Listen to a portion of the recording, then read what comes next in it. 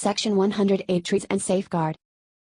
Threats usually created by broad range of relationship or circumstances that could affect the auditor's judgment. 5 types of threats: 1. Self-interest. 2. Self-review. 3. Familiarity. 4. Advocacy. 5. Intimidation. Self-interest threats. The auditor directly having interest towards his client. Threats regarding financial or other interest should not influence the behavior or the judgment appropriately. Self-review threats. When auditor involved in the preparation and inappropriately judge his own work. Familiarity. Knowing each other such as family, friends or client before. Advocacy. The auditor had been promoted or having a share in the company which may affect a judgment. Intimidation. The auditor had been bullied by the client by following their wants. This make them stress. Safeguards could prevent or lower the acceptable level for any threats. 2 categories: 1. Creates by the profession or regulation. 2. In the work environment. Category 1 includes 1. Education, training and experience requirements. 2. Continuing professional development requirement.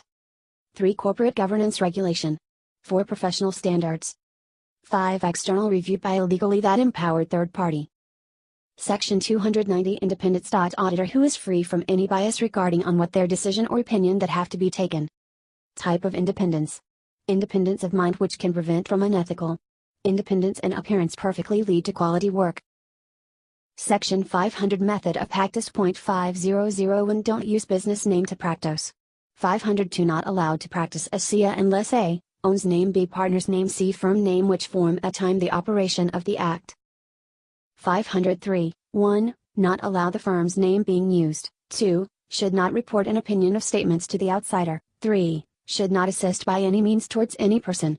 504 Not allow any person to practice in partnership with a chartered license unless he is the member of the institute. 1. Unentitled member that practice in partnership is not allowed to hold himself out as a member in public practice. B. Provide public practice services that lead persons to infer that he is the member in the public practice. 2. Notwithstanding above section, the aforesaid member can carry on the work of a tax consultant or tax advisor if the authorized to do so. 3. Who registered with institute as accountant is not precluded by para 500.51 from carrying on any practices.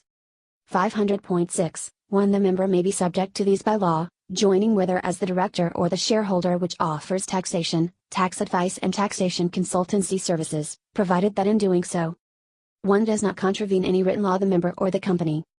2. The company is not described as chartered accountants.